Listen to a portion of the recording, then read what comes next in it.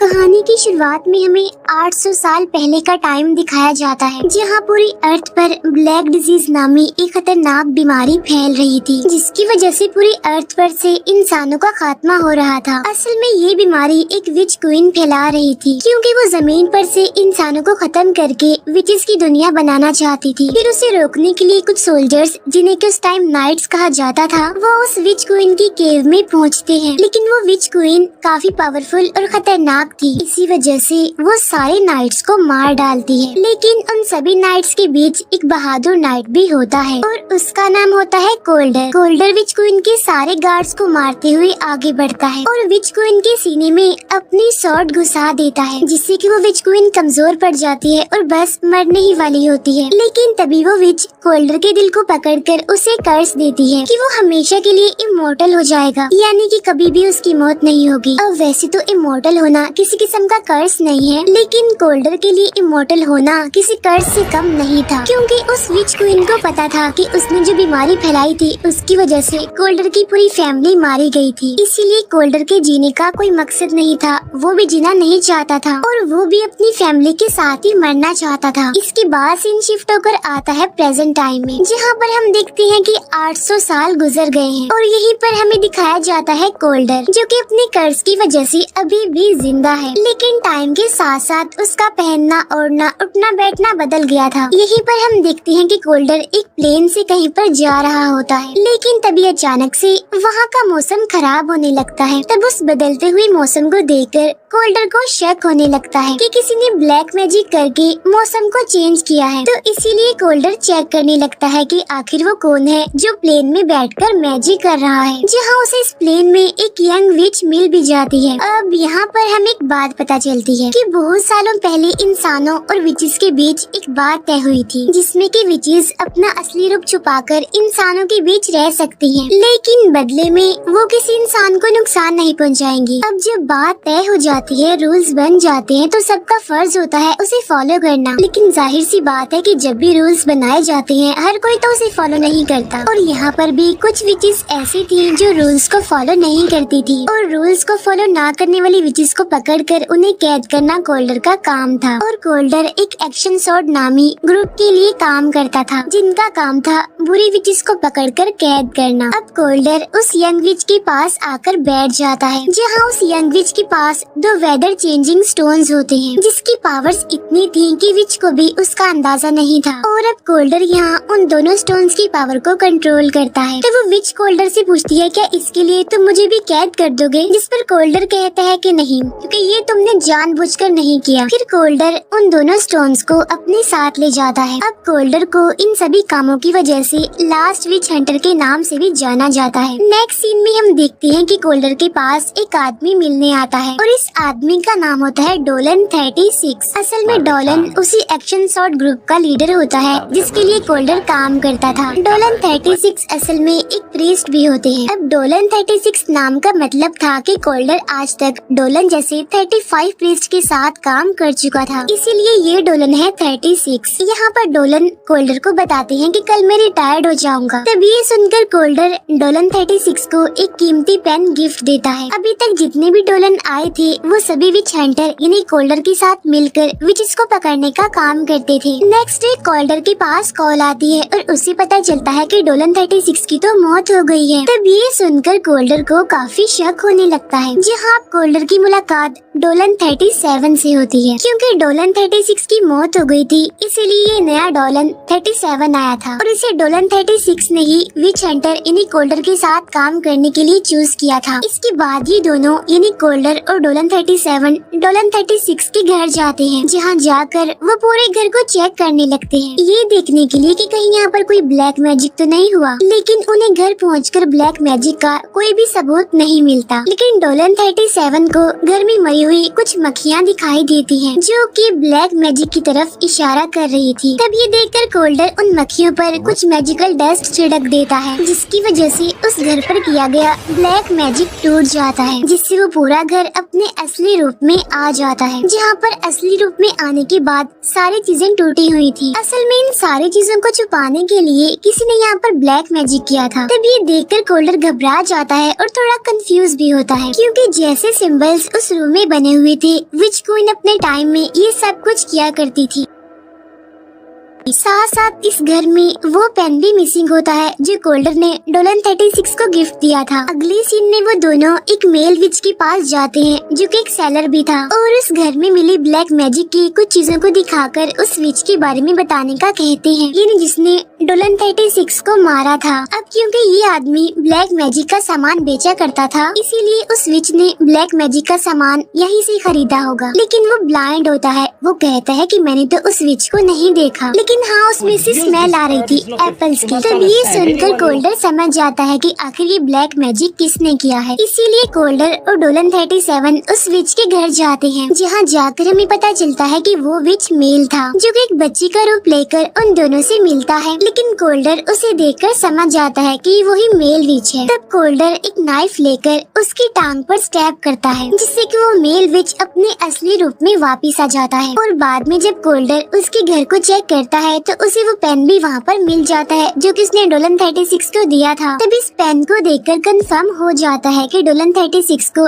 इसी विच ने मारा है। फिर कोल्डर उसे पकड़कर एक्शन शॉट की जेल में डाल देता है। कोल्डर को यहाँ पर समझ आ जाती है कि इन सबके पीछे जरूर किसी का कोई मकसद है। कुछ देर के बाद कोल्डर को उस पेन में से एक मरी हुई मक्खी मिलती है, जो कि आज से 8 साल पहले फैले उस ब्लैक डिजीज नामी बीमारी की तरफ इशारा कर रही थी। और यहाँ पर हमें पता चलता है कि ब्लैक डिजीज की वजह से कोई मरता नहीं, बल्कि जिसको भी ये बीमारी होती है वो कोमा में चले जाते हैं, और वो तब तक होश में नहीं आते जब तक ये ब्लैक डिजीज फैलाने वाला मरता नहीं। तब ये जानने के बाद कोल्डर सीधा डोलन 36 की बॉडी के पास जाता है, क्योंकि डोलन 36 पर भी उस ब्लैक डिजीज का मैजिक किया गया था। यानी कि डोलन 36 अभी मरी नहीं थे, बल्कि अभी जिंदा थे, और बस उस बीमारी की वजह से वो कोमा में थे। और ब्लैक डिजीज को फैलाने वाले को मारने के बाद ही वो होश में आएंगे। अब ब्लैक डिजीज फैलाने वाले पर्सन को 3 दिन में ढूंढकर मारना होगा, क्योंकि अगर ऐसा ना किया गया तो डोलन 36 की मौत हो जाएगी। तो इसीलिए कोल्डर उस विच को ढूंढने के लिए क्लूज ढूंढने लगता है, यानी उसी विच को ढूंढने के लिए जिसने डोलन 36 पर ब्लैक डिसीज का मैजिक किया है। लेकिन तभी उसे डोलन 36 का कहा हुआ एक क्लू याद आता है कि जब तुम मरने वाले थे तुम उस टाइम को याद करना। और कोल्डर की मरने वाला टाइम तो वही था जब विच क्वीन ने उसे कर्स दिया था। इसीलिए कोल्डर उस टाइम को याद करने लगता है जब विच क्वीन ने उसे कर्स दिया था। लेकिन इतना याद करने के बावजूद भी कोल्डर को कुछ भी याद नहीं आता, तो इसीलिए वो अपनी मेमोरी को रिफ्रेश करने के लिए एक विच बार में जाता है, ताकि वहाँ जाकर वो अपनी मेमोरी को रिफ्रेश कर सके, जिससे कि उसे अपनी फ्लैशबैक की मेमोरीज याद आ सके। अब कोल्डर को सब कुछ याद करने में प्रॉब्लम्स इसीलिए भी हो रही थी क्योंकि उस इंसिडेंट को हुए तकरीबन 8 साल हो गए थे, और इसीलिए उसे अपने पास्ट का कोई भी टाइम याद नहीं था। तब कोल्डर उस बार में काम करने वाली एक विच को अपनी मेमोरी रिफ्रेश करने वाला एक ड्रिंक सर्व करने के लिए कहता है, लेकिन वो विच ऐसा करने से मना कर देती है, क्योंकि कोल्डर एक विच हंटर था। लेकिन कोल्डर के बार बार फोर्स करने पर वो विच, जिसका नाम क्लोरी था, वो मान लेती है, जहाँ वो कोल्डर को एक मेमोरी पोशन बना कर देती है। तब कोल्डर जैसे ही उस मेमोरी पोशन को लेता है, वैसे ही वो अपनी फ्लैशबैक की मेमोरीज में चला जाता है, यानी उस टाइम में जहाँ उस विच क्वीन ने उसे कर्स दिया था। अभी जब कोल्डर उन यादों को देख ही रहा था कि तभी वहाँ पर विलियर नाम का एक मेल विच आ जाता है, और वो आते ही कोल्डर पर अटैक कर देता है। लेकिन इस टाइम कोल्डर कुछ भी नहीं कर पाता, क्योंकि उसने वो मेमोरी पोशन लिया था, जिसकी वजह से उसकी बॉडी अभी कमजोर थी। जहाँ वो मेल विच विलियर उस पूरी बार को भी आग लगा देता है, ताकि कोल्डर यहाँ पर दोबारा आकर मेमोरी पोशन को दोबारा यूज न कर सके। लेकिन जैसा कि हम जानते हैं कि कोल्डर इमोर्टल था, इसीलिए वो विच उसे नहीं मार पाता। लेकिन वो मेल विच विलियर फीमेल विच यानी क्लोरी को अपने साथ ले जाता है। कि जब कोल्डर को होश आती है तो उसके हाथ में विलियर के कपड़े का एक टुकड़ा था, जो कि उन दोनों की लड़ाई के बीच उसके हाथ में आ गया था। उस कपड़े पर लाल मिट्टी लगी होती है, जिससे कोल्डर समझ जाता है कि इस टाइम वो कहाँ पर रुका हुआ है। और फिर कुछ ही देर के बाद कोल्डर वहाँ पर पहुँच भी जाता है, जहाँ वो क्लोरी को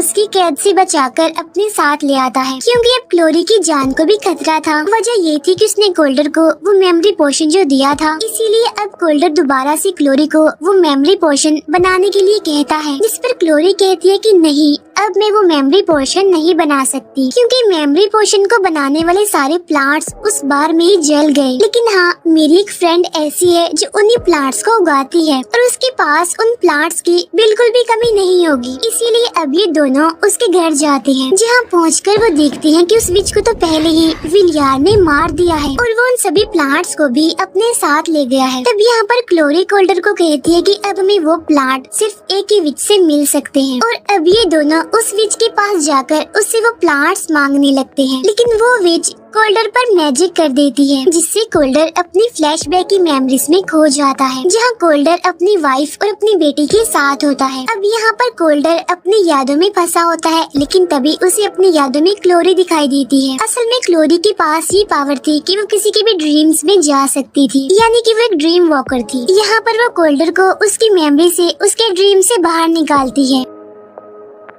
फिर जब कोल्डर वापस ही अपनी सेंसेस में आता है तो वो उस दूसरी विच की सारी पावर्स को खींच लेता है। इसके बाद वो दोनों वहाँ से चले जाते हैं। अब क्योंकि कोल्डर को यहाँ पर पता चल गया था कि क्लोरी एक ड्रीम वॉकर है, इसीलिए कोल्डर उसे अपनी पुरानी यादों में जाने के लिए कहता है, ताकि वो अपने फ्लैशबैक की मेमोरीज को देख सके। और अब तो उन्हें ये करने के लिए किसी प्लांट की भी जरूरत नहीं होगी, तो इसीलिए यहाँ पर क्लोरी उसकी बात मान लेती है। इसके बाद जब ये दोनों कोल्डर की याद में जाते हैं तो वो देखते हैं कि जब विच क्वीन ने कोल्डर के हार्ट को पकड़कर उसे इमोर्टल होने का कर्ज दिया था, उसके बाद ही वो विच क्वीन जल गई थी और पहला डोलन उस विच के हार्ट को बाहर निकालकर उस विच को पूरी तरह से मारने के लिए उसके हार्ट को काटने वाला होता है। तो वो देखता है कि उसके ऐसा करने की वजह से कोल्डर को भी दर्द हो रही है। तब ये देखकर पहला डोलन समझ जाता है कि इस हार्ट को खत्म करने के बाद कोल्डर भी मर जाएगा। इसीलिए डोलन विच क्वीन के उस हार्ट को डिस्ट्रॉय नहीं करता, बल्कि वो उसे अपने साथ ले जाता है। और अब मेमोरी से वापस आने के बाद कोल्डर को सारी बात समझ आ जाती है कि उस दिन विलियर विच क्वीन के हार्ट को पाने के लिए डोलन 36 के पास आया था और उन्हें मारने के बाद विच क्वीन का हार्ट चुराकर वो अपने साथ ले गया। असल में वो विच क्वीन को जिंदा करने की कोशिश कर रहा था। इसके बाद कोल्डर और डोलन 37 विलियर को ढूंढने के लिए निकल जाते हैं। फिर नेक्स्ट सीन में हमें विलियर दिखाया जाता है, जो कि विच क्वीन को जिंदा करने का प्रोसेस स्टार्ट कर देता है, जिसमें कि वो उस मेल विच यानी उस सेलर को सेक्रीफाइस करने वाला था। लेकिन तभी वहाँ पर कोल्डर भी आ जाता है, मगर उसके आने से पहले विलियर ने विच क्वीन को जिंदा कर दिया था। तब ये देखकर कोल्डर विलियर को मार डालता है और अब वो विच क्वीन को मारने के लिए आगे बढ़ता है। लेकिन अब विच क्वीन दोबारा से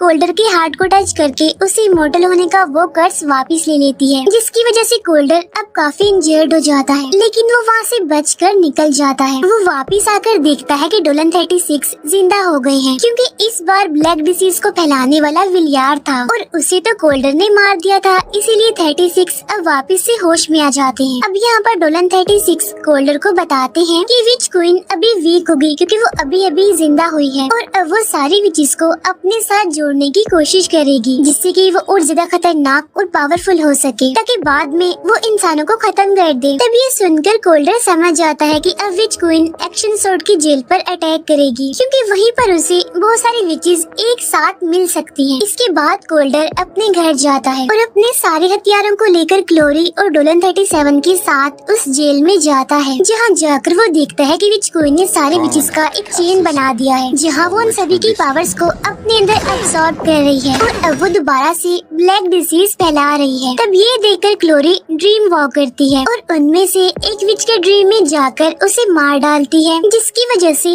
वो सर्कल टूट जाता है जो कि विच क्वीन ने बनाया था, जिसकी वजह से अब विच क्वीन फिर से वीक होने लगती है। जी हाँ, अब कोल्डर उस पर अपनी स्वॉर्ड से अटैक करने लगता है और यहाँ पर हमें उन दोनों के बीच एक काफी जबरदस्त फाइट देखने को मिलती है। लेकिन तभी अचानक से डोलन 37 क्लोरी पर गन पॉइंट कर देता है, क्योंकि आज से तकरीबन 30 साल पहले कोल्डर ने डोलन 37 के पेरेंट्स को पकड़वाया था, क्योंकि वो दोनों बुरे विचेस थे और अपने पेरेंट्स का बदला लेने के लिए ही डोलन 37 ये सब कुछ कर रहा था। यहाँ डोलन 37 कोल्डर को गन से शूट कर देता है, जिसकी वजह से कोल्डर इंजर्ड होकर नीचे गिर जाता है और अब विच क्वीन फिर से अपने विच सर्कल को पूरा करने के लिए क्लोरी को भी उस विच सर्कल का हिस्सा बना देती है और ऐसा करने के बाद विच क्वीन डोलन 37 को भी मार डालती है, क्योंकि बेशक डोलन 37 उसका साथ दे रहा था, लेकिन था तो वो एक इंसान ही ना। और अब फिर से विच क्वीन ब्लैक डिसीज फैलाने लगती है, जहाँ हम देखते हैं कि कोल्डर अब अपनी मौत के बहुत करीब है, जहाँ उसे अपनी वाइफ और अपनी बेटी दिखाई देती है, जहाँ वो दोनों कहती हैं कि अभी तुम्हारा हमारे पास आने का टाइम नहीं आया, क्योंकि अभी तुम्हें इंसानों को बचाना है। इसके बाद कोल्डर फिर से होश में आ जाता है और वो उसके पास मौजूद उन दोनों वेदर चेंजिंग स्टोन्स की मदद से वहाँ का वेदर चेंज कर देता है, जिससे कि वहाँ पर बिजली गिरने लगती है और इस वजह से